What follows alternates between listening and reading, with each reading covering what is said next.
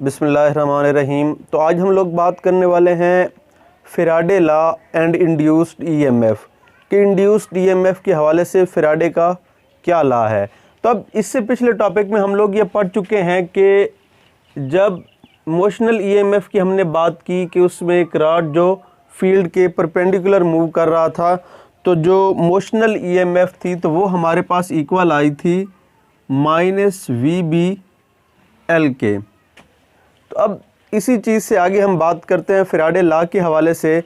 तो अब let's suppose कि ये उसी तरह है कि अब ये एक फील्ड है जो इनटू द पेज है और इसके ऊपर एक रॉड है जो इन रेल्स के ऊपर मूव कर रहा है और करंट की सेंसिटिविटी चेक करने के लिए यहाँ पर गैल्वानोमीटर लगा हुआ है। अब फ़र्क क्या हुआ है कि अब ये इसकी जो पहली पोजीशन है, पहले रॉड यहाँ पर था, फिर जब इसको राइट साइड पे मूव किया तो रॉड मूव करता हुआ पोजीशन 2 पे चला गया। अब जो ये रॉड है इसकी जो हाइट है या लंबाई कह ले तो वो क्या है, कैपिटल L के इक्वल है। अब जब ये इस पोजीशन पर था, पोजीशन 1 पर, तो जो डिस्टेंस इसका यहाँ बन रहा था तो इसको नाम दे दिया है x1 का।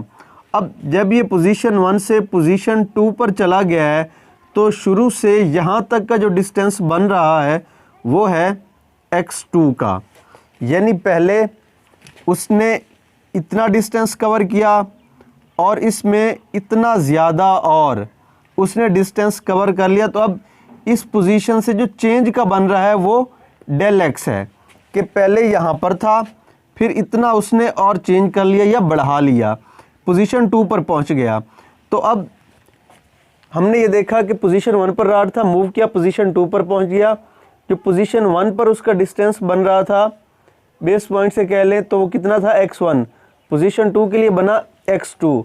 अब जो चेंज है, जो चेंज ऑफ डिस्टेंस है, या यूँ कह लें कि जो बाद का डिस्टेंस उसने कवर किया वो डेल x है। और डेल x कैसे निकलेगा कि इस पूरी लेंथ में से या पूरे डिस्टेंस में से जो पहली पोजीशन का है वो माइनस कर देंगे, तो डेल x इक्वल हो जाएगा x2 माइनस x1 के। तो जब पोजीशन 1 से पोजीशन 2 पर रॉड मूव करता है डेल t टाइम के अंदर, तो जो डिस्टेंस वो कवर कर रहा है वो x2 माइनस x1 है। अब जब ये रॉड मूव कर रहा है पोजीशन 1 से पोजीशन 2 की तरफ जा रहा है तो ये मूव कर रहा है। अब जब ये मूव कर रहा है तो इसकी अपनी एक वेलोसिटी होगी और वो उसकी कांस्टेंट वेलोसिटी है। तो अगर हम वेलोसिटी की बात करें तो जो वेलोसिटी है वो किसके इक्वल होती है, वेलोसिटी असल में change of distance over rate of time. तो जब चेंज ऑफ डिस्टेंस कह लिए डिस्प्लेसमेंट को हम मतलब टाइम के लिहाज से देख रहे होते हैं तो उस वक्त वो वेलोसिटी काउंट होती है। तो यहाँ पर जो इसने डिस्टेंस कवर किया है वो कितना है, वो है डेल x जो अभी हमने फाइंड किया है। तो जब वेलोसिटी है तो वो del x by del t उस टाइम जो उसे लगा उसको कवर अप करने के लिए, तो वो डेल t के इक्वल होगा। तो ये वो कांस्टेंट वेलोसिटी है जिसके साथ वो रॉड मूव करेगा। अब जब हमने इसे पोजीशन 1 से पोजीशन 2 पर मूव किया तो इसने कुछ ना कुछ डिस्टेंस कवर किया, तो वो डेल x हमने फाइंड किया। जब ये डिस्टेंस कवर कर रहा है तो वेलोसिटी इन्वॉल्व हो रही है क्योंकि ये मूव कर रहा है, तो वो वेलोसिटी भी फाइंड कर ली। तो अब अगर हम बात करें मोशनल ईएमएफ की, तो अब यहाँ पर क्या है इस इक्वेशन ए में -v, और ये जो v है ये वेलोसिटी के लिए, और वही वेलोसिटी हमने अभी फाइंड कर ली है। So by putting value in equation A, कि इस ए इक्वेशन में हम ये वैल्यू अब पुट करते हैं तो अब क्या होगा, तो ये किसके इक्वल है, -v, और v किसके इक्वल आ गया, वो है del x by del t जो अभी हमने वेलोसिटी के लिए फाइंड किया है, और साथ में क्या है bl। तो अब यहाँ तक हमें ये बात समझ आ गई कि जब पोजीशन 1 से पोजीशन 2 पर जा रहा है तो चेंज ऑफ डिस्टेंस आ रहा है, यानी कांस्टेंट एक वेलोसिटी बन रही है जिससे वो मूव कर रहा है। तो उस वेलोसिटी की वैल्यू हमने सिंपली इस इक्वेशन में पुट कर दी। लेट्स सपोज इस इक्वेशन को नाम दे देते हैं इक्वेशन 1 का, इसको नाम दे देते हैं इक्वेशन 2 का, और ये जो अब बनी है इसको नाम दे देते हैं इक्वेशन बी का। इसके बाद ये आ गई। अब यहीं पर ज़रा गौर कीजिए कि जैसे जैसे ये रॉड मूव कर रहा है तो क्या है, इसके डेल एक्स में चेंजिंग आ रही है, तो जो एरिया ये कवर कर रहा है उसमें भी चेंजिंग आ रही है। अब जो एरिया है वो कैसे फाइंड करता है, तो ये एक रेक्टेंगुलर बन रही है, तो इसकी दो साइड्स को हम मल्टीप्लाई करेंगे तो इसका एरिया बनेगा। अब ये रॉड है तो इसकी एक ये साइड बनेगी तो वो किसके इक्वल है, कैपिटल एल के, और दूसरा क्या है, जो यहाँ से इसने ये डिस्टेंस कवर किया है वो डेल एक्स का है। तो जो इसका एरिया है तो वो क्या बनेगा, वो बनेगा डेल एक्स इंटू एल, तो ये इसका एरिया बनेगा।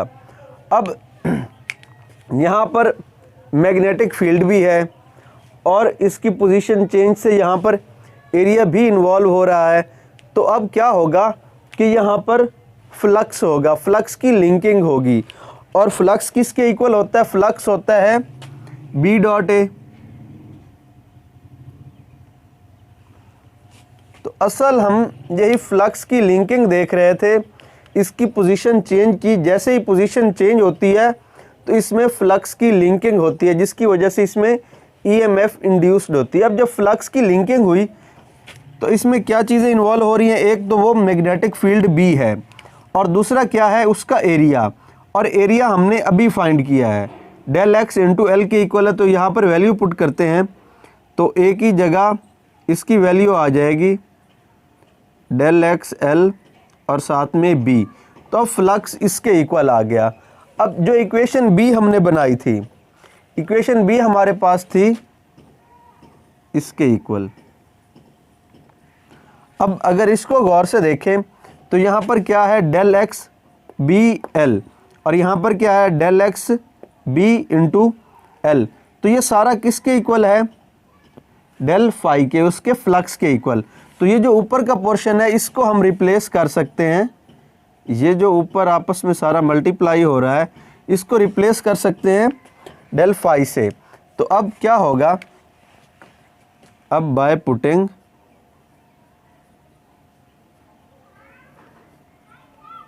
वैल्यू इन इक्वेशन बी, तो अब बी इक्वेशन में वैल्यू पुट करेंगे तो ये किसके इक्वल होगा, ये सारा डेल फाई, साथ में माइनस साइन भी है और बटा में क्या आ रहा है डेल टी, तो ये वैसे ही आ गया। तो अब क्या है कि अब अगर तो ये एक ही यूँ समझ ले कि एक ही लूप है तब तो ठीक है, और अगर इस कॉइल के अंदर n लूप्स हैं, मतलब एक से ज़्यादा लूप्स हैं, तब क्या होगा, तब इसके साथ जितने भी लूप होंगे उनकी तादाद को मल्टीप्लाई कर देंगे, यानी माइनस n। n से मुराद अब जितने भी वो नंबर ऑफ कॉइल्स कह लें तो वो इसके साथ मल्टीप्लाई हो जाएंगे del phi by del t. तो ये इक्वेशन बनी सी और ये इक्वेशन बन गई डी। तो यही फेराडे का लॉ है।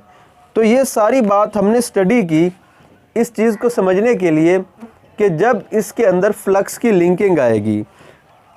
तो अब क्या है कि ये हमारे पास फाइनली जो इक्वेशन बन गई है ये फेराडे का लॉ है, the average EMF induced in a conducting coil of N loop, के अब जो ईएमएफ है जो किसी भी कॉइल, ऐसी कॉइल जिसमें n नंबर्स ऑफ लूप हों, एक ऐसी कॉइल जिसमें n नंबर्स ऑफ लूप हों, उस कॉइल के अंदर जो ईएमएफ इंड्यूस्ड होगी वो इक्वल है किसके, नेगेटिव के, negative of the rate at which the magnetic flux. तो ये मैग्नेटिक फ्लक्स का negative rate, flux through the coil is changing with time. तो टाइम के लिहाज से फ्लक्स का नेगेटिव चेंज जो है मल्टीप्लाई नंबर ऑफ कॉइल्स, तो वो उसकी एवरेज ईएमएफ इंड्यूस्ड के बारे में या उसके इक्वल होगा। तो जो एवरेज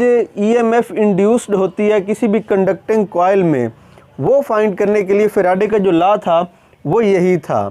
अब ये सबसे पहले फेराडे ने प्रेजेंट किया था तो इस वजह से इसे फैराडे का लॉ ही माना जाता है। तो मैं इसको रिपीट कर देता हूँ कि हमने इससे पिछले टॉपिक में जो एक्सपेरिमेंट किया था उसी को एलेबोरेट किया कि पोजीशन 1 पर जो उसका डिस्टेंस था वो x1 था, पोजीशन 2 पर जब वो गया रॉड यहाँ से मूव करके राइट साइड पर तो वो x2 है। तो दोनों का जो डिस्टेंस का डिफरेंस बन रहा है वो डेल x बन रहा है। तो जो डिस्टेंस उसने कवर किया डेल x वो x2 माइनस x1 के इक्वल है, और जो मैग्नेटिक फील्ड है वो इनसाइड है, रॉड की लेंथ l है। तो अब जब ये रॉड राइट साइड पर मूव कर रहा है तो एक कांस्टेंट वेलोसिटी से मूव कर रहा है, और वो वेलोसिटी तो ये हो गया distance by change of time, rate of change of, ये बन गया rate of change of distance. तो ये उसकी वेलोसिटी के इक्वल आ जाएगा। अब यहाँ पर जो इक्वेशन हम पहले फाइंड आउट कर चुके हैं, यहाँ पर हमने वेलोसिटी की वैल्यू पुट की तो ये ईएमएफ इंड्यूस्ड के लिए ये इक्वेशन आ गई। तो यहाँ पर हमने देखा कि जो डेल एक्स है ये इंक्रीज़ करता है तो लूप का एरिया चेंज होता है, जिसकी वजह से उसकी लिंकिंग होती है, तो वहाँ पर जो फ्लक्स है उसका रेट चेंज होता है। तो हमने सबसे पहले उसका एरिया फाइंड कर लिया और फिर फ्लक्स फाइंड किया, फ्लक्स में उसी एरिया की वैल्यू पुट की। तो लेट्स सपोज ये इक्वेशन बन गई 3, ये इक्वेशन हो गई 4। अब जब एरिया पुट किया तो ये इक्वेशन 5। अब तो इसके बाद हमने यही वैल्यू इस इक्वेशन बी में पुट कर दी, तो ये सारा 5 के इक्वल था। तो ये हमारे पास फाइनल इक्वेशन बन रही थी सी। फिर हमने ये देखा कि अगर कॉइल के अंदर n लूप्स हों तो वो n जितने भी लूप्स होंगे वो मल्टीप्लाई हो जाएंगे।